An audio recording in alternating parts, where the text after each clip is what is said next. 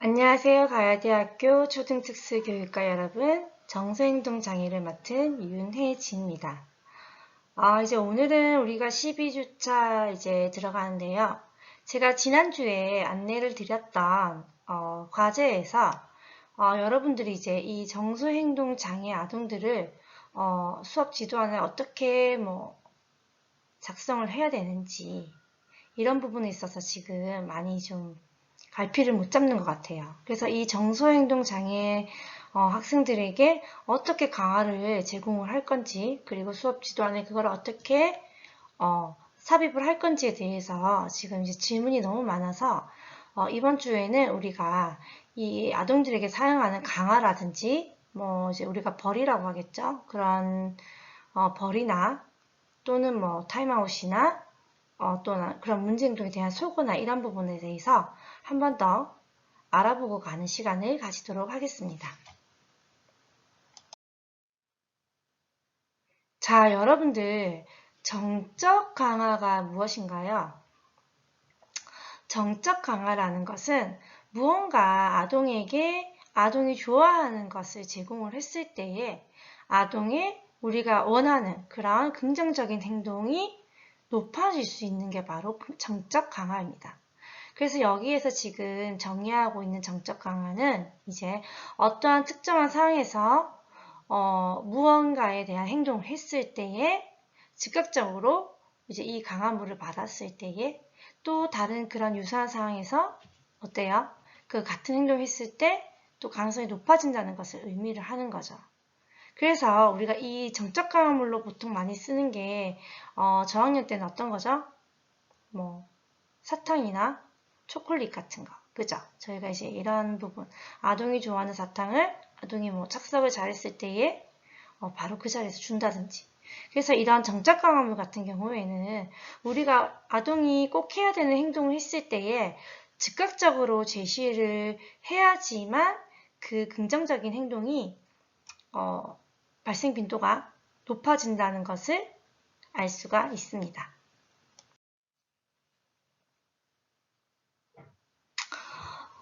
그러면 우리가 정적 강화의 효과에 영향을 주는 요인들을 한번 살펴볼 건데요. 어떤 것들이 있는가요? 우리가 먼저 증가시킬 행동을 선택을 해야 되는 거죠. 아동이 우리가 이제 과제하기에 대한 부분에 이제 우리가 행동을 높이고 싶어 라고 생각을 했는데 지금 아동이 과제를 하기 위해서 어떻게 되죠? 우리가 앉아야 된다는 거죠. 그런데 아동이 일어날 때마다 내가 예를 들어 강압을 줬다. 그러면 아동이 앉을 수가 없다는 거예요. 그렇기 때문에 우리가 이제 먼저 아동이 어떤 행동을 증가시킬 건지 그리고 나서 나는 어떠한 강화물을 선정해서 사용을 할 것인지 그리고 나서 우리가 이제 동기화 조작에 들어가는 겁니다. 그리고 또 우리가 중요하게 여겨야 되는 게 바로 강화물에 대한 크기예요. 마이쮸를 잡았어요. 강화물로. 이 아이가 제일 좋아하는 간식이 마이쮸예요. 라고 해서 마이쮸를 잡았단 말이에요. 그런데 마이쮸를 큰 카라멜 크기를 하나를 다 줬어. 그러고 나면 어떻게 되죠? 아동이 그 마이쮸를 씹어서 삼킬 때까지 다음 행동을 할 수가 있다 없다? 없다는 거예요. 그래서 내가 어느 정도 크기에 먹는 거라고 하면 내가 어느 정도 크기의 강화물을 제공을 할 건지에 대해서도 여러분들이 이제 생각을 해야 되고요. 그리고 이제 우리가 규칙을 내가 몇 회기에 주겠다. 나는 얼마 만에 주겠다. 이렇게 되는 것도 있어야 되고 그리고 우리가 강화물의 즉각성이라고 합니다. 행동을 하고 나서 우리가 바로 줘야 되는데 아동이 과제를 끝나고 났을 때 바로 잘했어 하고 우리가 이 강화물을 줘야 되는데 아동이 과제를 다 끝나고 일어섰을 때에 선생님이 잘했어 하고 줬단 말이에요. 그럼 아동은 이제 이게 과제를 잘해서 받은 강화물이 아니라 내가 자리에서 일어났을 때 선생님이 주시는 강화물이라고 인지할 수가 있어요. 그러면 아동은 이제 과제를 하는 게 아니라 자꾸만 자리에 일어나는 행동이 증가될 수 있다는 거죠. 그렇기 때문에 우리가 증가시킬 행동을 선택을 했을 때에는 그 행동이 끝났을 때 바로 즉각적으로 강화물을 제공을 해야 된다는 겁니다. 그리고 우리가 수반적 강화 대 비수반적 강화. 우리가 처음에는 뭐 계속해서 아동에게 제공을 하지만, 그렇게 되면 이제 어느 순간 강화물에 대한 효과가 사라질 수밖에 없어요. 그리고 또 우리도 준비를 많이 해야 되고 수업의 진행에 있어서 또 강화물로 인해서 안 되는 부분이 발생할 수 있기 때문에 이런 부분에 있어서 우리가 어떻게 계획을 수반적인 부분에서 이제 비수반적인 강화로 변경해 나갈 건지, 어떻게 우리가 강화물을 줄여 나갈 건지, 그리고 이제 우리가 아동이 먹는 강화를 했다고 하면 이제 이 먹는 강화가 어떻게 사회적인 강화로 변화를 가질 수 있는지에 대해서도 같이 한번 생각을 해봐야 되는 요인들 중 하나입니다. 자, 그러면 우리가 이제 거기서 하나씩 한번 같이 살펴볼게요. 우리가 증가시킬 행동을 선택을 한다고 했어요. 그러면 이제 우리가 자리에 앉기라고 정한다고 해요. 그러면 모호하게 그냥 자리에 앉았을 때 그럼 강화를 줘야 되나요? 라고 하면 안 된다는 거죠. 우리가 강화를 해야 될 행동을 구체적으로 정해야 되는 거예요. 뭐 자리 앉기라고 하면 뭐 아무 데서나 앉는다는 게 아니라 교실에서 땡땡이 자리에 정확하게 뭐 앉는다. 몇 분 이상 앉는다. 이렇게 우리가 그 강화 행동을 구체적으로 정해 놓아야 된다는 겁니다. 그 하는 이유도 우리는 이 행동의 발생에 대한 부분이나 빈도 이런 부분 우리가 이제 계속 측정을 해야 돼요. 이 아이가 자리에서 몇 번 일어났다.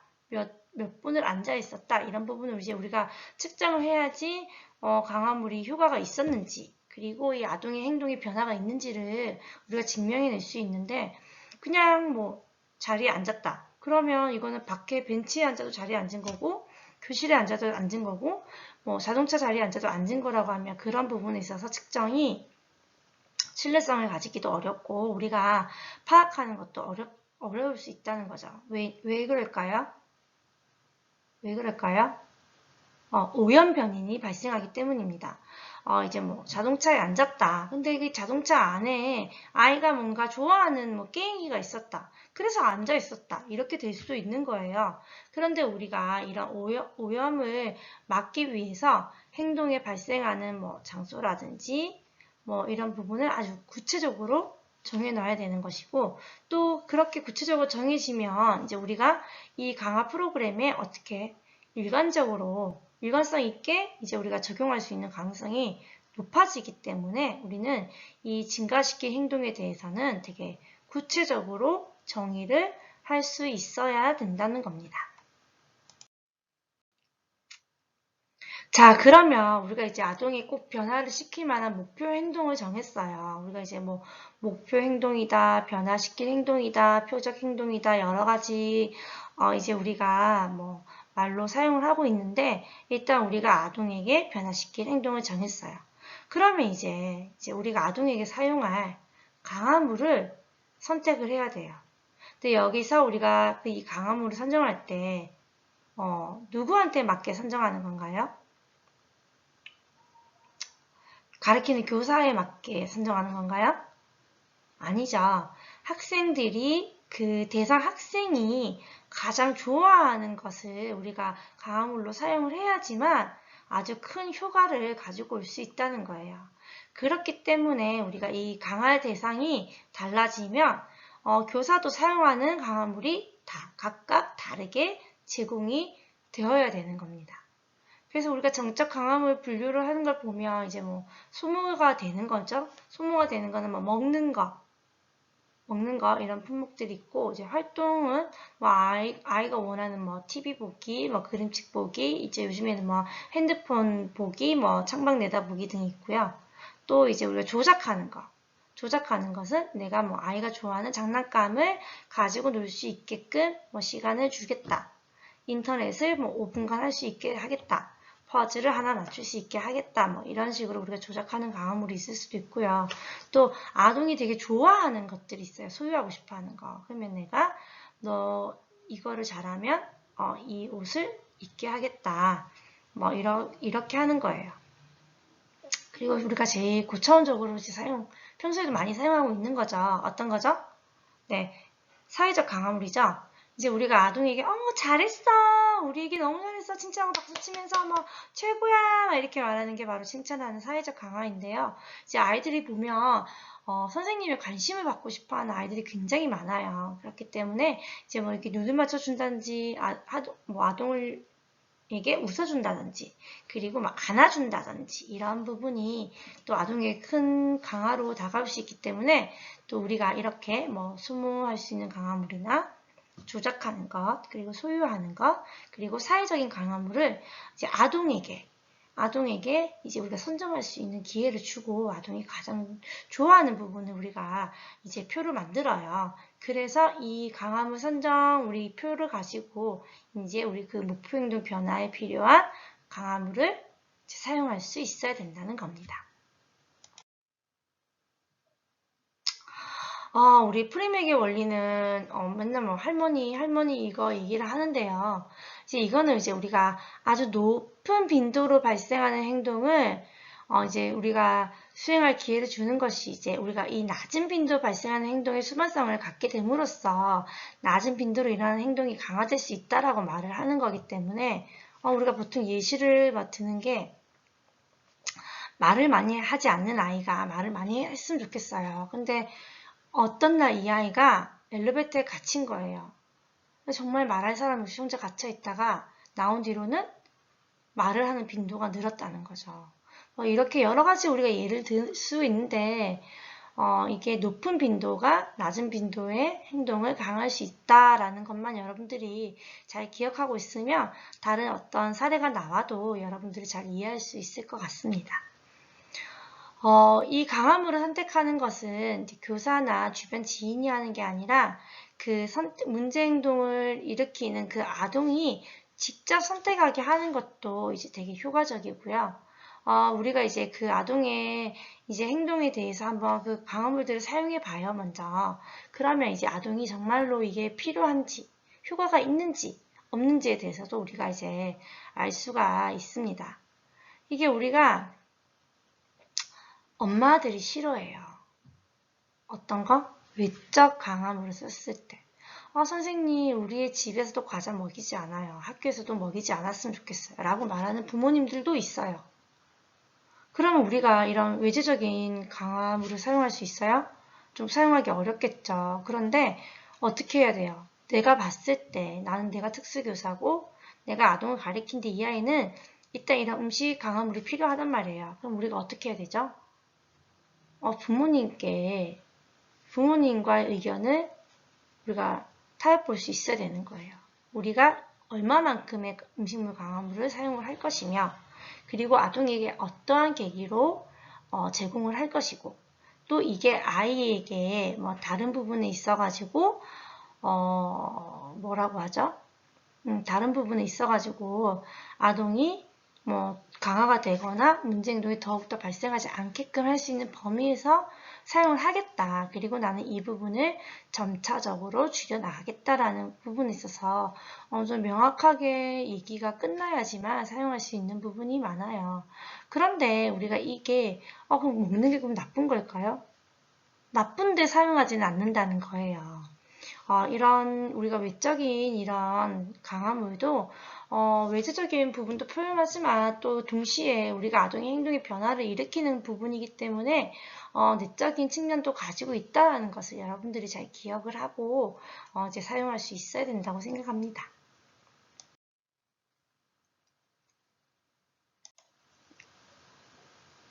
자, 이제는 동기화 조작에 대한 부분인데요. 이제 우리가 이 행동의 발생 가능성과 방향에 영향을 주는 변인이에요. 그래서 이제 일시적으로 우리가 이 강화물의 효과를 변화를 시키고 그 강화물로 강화된 행동의 빈도를 변화시키는 건데 이제 이게 무슨 말이냐? 그러면 이제 아동이 물을 너무 안 마신단 말이에요. 그래서 이 아동에게 꼭 물을 마시게 하는 행동을 하게 하고 싶다라고 하면 우리가 아동에게 물을 먹었을 때 칭찬을 하겠어요. 그런 게 아니라 아동과 같이 밖에서 1시간 동안 운동을 하고 들어오는 거죠. 그렇게 하고 들어왔을 때 아동이 어떻게 해요? 물을 마시게 되는 거예요.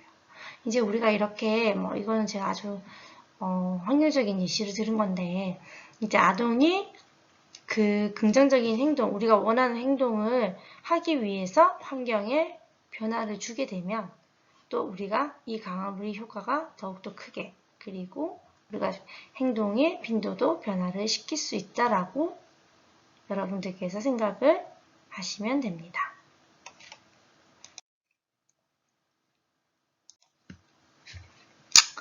아까도 제가 설명했죠. 강화물의 크기도 되게 우리가 강화 효과에 영향을 미치는 중요한 결정 요인 중에 하나입니다. 뭐 초콜릿을 주겠다라고 생각을 했을 때 우리가 초콜릿을 뭐 한 크기를 다 주는 거예요. 그럼 아동이 그 다음에 그 행동을 할까요? 아니죠. 이미 그 크게 다 받았기 때문에 이제 더 행동을 안 해도 된다고 생각할 수도 있어요. 그렇다고 그러면 초콜릿을 이렇게 아주 작게 잘라가지고 주면 아동이 초콜릿을 느낄 수가 있을까요? 느낄 수가 없었기 때문에 또 그거만큼의 강화를 받지 못할 수도 있다는 거예요. 그래서 우리가 이 강화물의 크기는 이제 우리가 증가시키기 원하는 행동을 강화할 수 있을 만큼 충분해야 되지만 또 이 충분에 넘어서서 너무 많이 거대하게 이제 우리가 제공을 하게 되면 그 다음 행동에 대한 순서나 시간이 지연될 수 있다라고 생각을 여러분들이 하고 계셔야 되고요. 그래서 이제 우리 밑에 나와 있는 글에서도 우리가 목표 달성을 위해서 한 회기 동안 이제 여러 번의 시행을 거쳐야 한다면 어때요? 매 시행마다 받는 강화물의 크기를 이제 작게 해서 우리가 포화가 되면 안 되는 거죠. 마이쮸를 내가 1시간 수업을 하면서 40개, 50개를 제공할 수 없다는 거예요. 그럼 어때요? 하나를 40개, 50등분을 해야 된다는 거겠죠? 그렇게 이제 우리가 포화를 최소화하고 회기당 강화 횟수를 최대한을 해야지만 아동의 행동을 중지하는 강화물로 적합하다라고 우리가 말을 할 수가 있습니다. 지시는 이제 우리가 규칙을 이용하는 겁니다. 아무래도 지시는 우리가 여러 가지 측면에서 행동을 이제 이런 행동 변화를 촉진할 수가 있는데요. 우리가 이 지시를 잘 이용을 하게 되면 아무래도 개인의 학습 과정의 속도를 높일 수가 있고, 그리고 또 우리가 지연되는 이런 강화를 받는 사람에게 영향을 줄 수 있게 되는 겁니다. 우리 아동에게 그냥 스스로 하는 모습을 보고 기다렸다가 강화를 하는 것보다는 이제 아동에게 우리가 이렇게 해봐. 이렇게 우리 한번 해볼까요? 예를 들어 자리에 한번 앉아보자. 선생님이랑 같이 이렇게 해보자. 라고 이런 지시가 우리가 추가적으로 들어가게 되고 그 지시를 이제 따라서 해야 되는 이제 학생들이 우리가 아무래도 교육을 하고 하는데 많이 도움이 될 수가 있어요.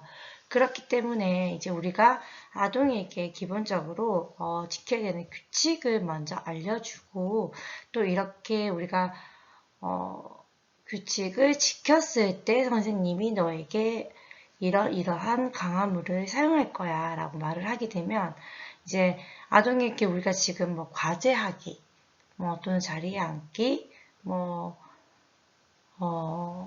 이런 우리가 뭐 지금 행동을 이제 정했을 때에 우리가 아동에게 이런 부분에 있어서 자율적으로 행했을 때 주는 강화보다는 훨씬 더 빠른 속도로 우리가 아동이 행동을 교정할 수 있게 되는 겁니다.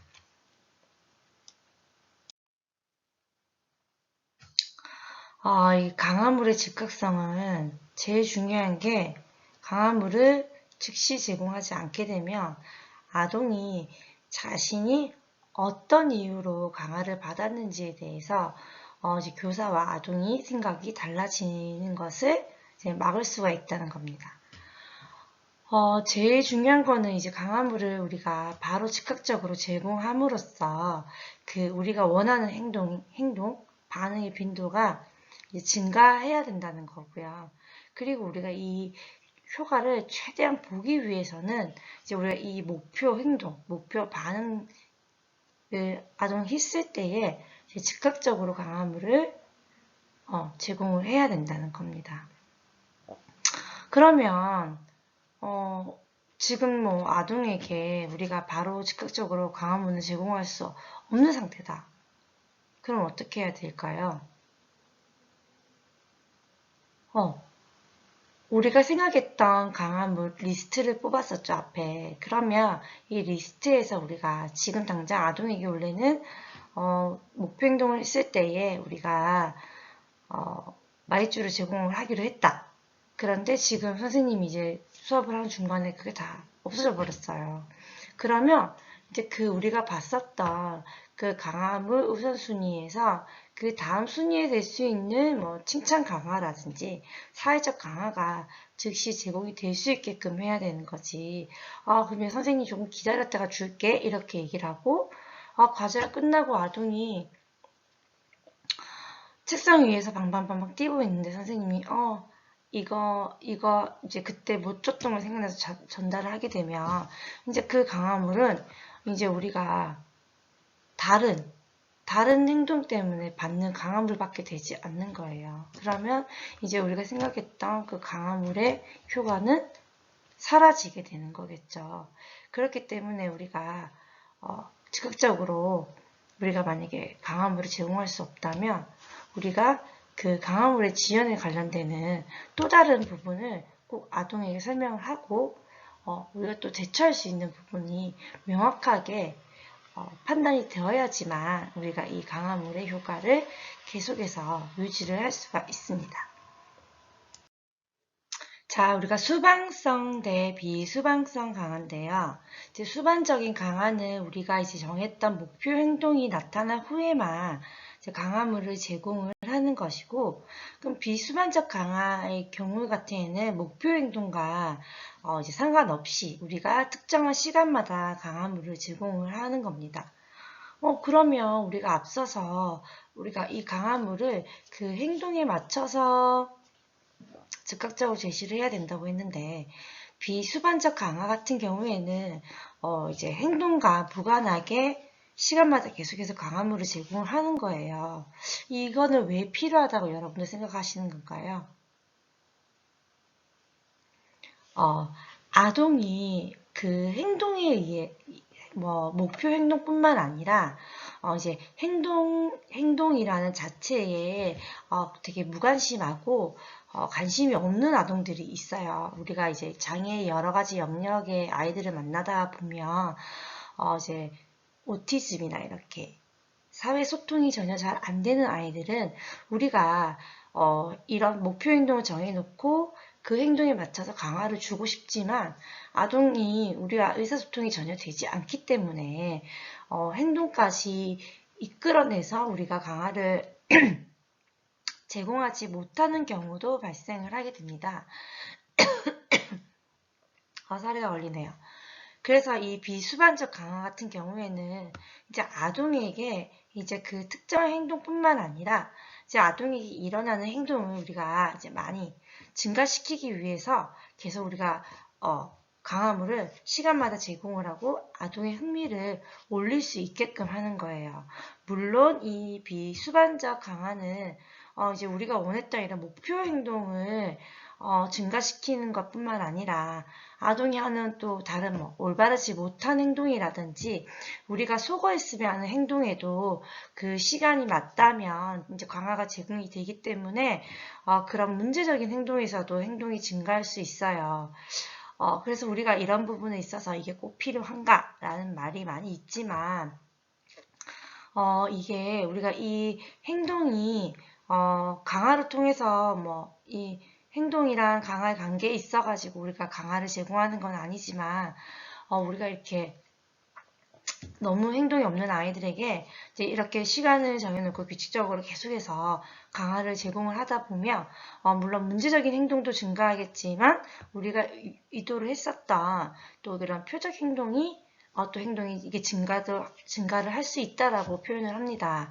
이걸 우리가 지금 뭐 우연적인 강화라고도 표현을 하지만 이렇게 먼저 아동이 이 행동하는 거에 대해서 흥미를 좀 가질 수 있게 그리고 교사와의 이런 관계에서 지시를 따르거나 여러 가지 부분에 이제 관심을 가질 수 있게 하기 위해서는 그 목표 행동이 나오기 전까지 너무 많은 시간이 걸리기 때문에 우리가 이 비수반적 강화를 통해서 아동과 교사 간의 관계를 먼저 유지를 하게 하고 원만하게 만든 다음에 이제 아동에게 우리가 앞서 배웠죠. 뭐 어떤 배웠죠? 지시하기라든지 아동이 아니 지금 나하고 눈을 마주치지도 않고 선생님의 말을 듣지도 않는 아동에게 우리가 지시를 할 수는 없어요. 그렇죠?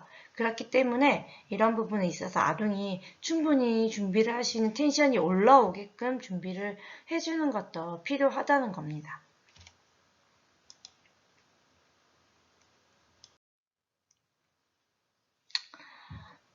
우리가 강화 프로그램의 이제 점진적인 축소와 자연적 강화물로의 대체라고 이제 나와 있는데요.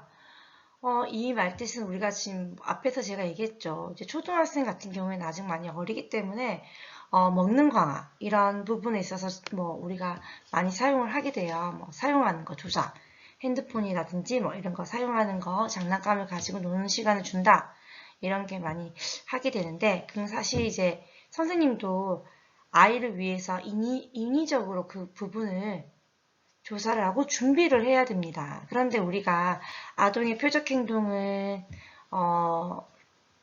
계속해서 지도를 하다 보면 이제 그런 부분이 우리가 준비된 상황에서만 일어나지 않는다는 거예요. 그러면 우리가 강화물이 준비가 되지 않았는데 계속해서 우리는 행동을 지도를 해야 된다는 거예요.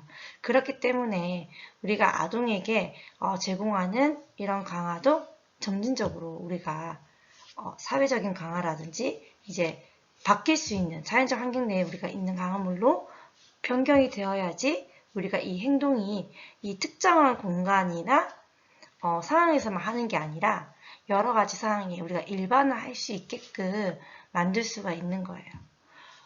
예를 들어서 우리가 전혀 강화가 되지 않은 상태에서 강화가 이제 강화물이 없고 이제는 뭐 이제 다 끝났어. 이제 나는 너가 이만큼 행동을 안 했으니까 이제 나 그만하고 이제 선생님을 종료할 거야. 이렇게 얘기를 하고 아예 강화를 제공하지 않게 되면 다시 그 아동이 문제 행동을 유발하거나 우리가 이제 많이 올려놓았던 그런 긍정적인 행동이 다시 소거가 될 수 있다는 거예요. 그렇기 때문에 우리가 어느 정도 확립이 되어 있는 그런 행동은 우리가 일반화되고 계속 유지될 수 있도록 강화는 끊임없이 필요하다는 거죠. 그런데 이제 앞서서 우리가 목표 행동 하나 할 때마다 제공했던 강화를 계속해서 우리가 제공을 할 수는 없어요. 그죠? 없고 아동도 그렇게 되지 않는다는 것을 알고 있어요. 그렇기 때문에 우리가 이제 간헐적으로 이렇게 아동의 행동에 대해서 제공할 수 있는 강화, 뭐 사회적인 강화가 제일 좋겠다. 그죠? 어떤 강화죠? 우리가 제일 잘 쓸 수 있는 거? 칭찬이죠. 우리 땡땡이 지금 너무너무 잘하고 있네. 우리 땡땡이 여전히 자리에 잘 앉아있구나. 이렇게 우리가 사용할 수 있는 강화를 계속해서 아동의 행동을 유지할 수 있게끔 우리가 사용하는 게 되게 필요한 부분입니다.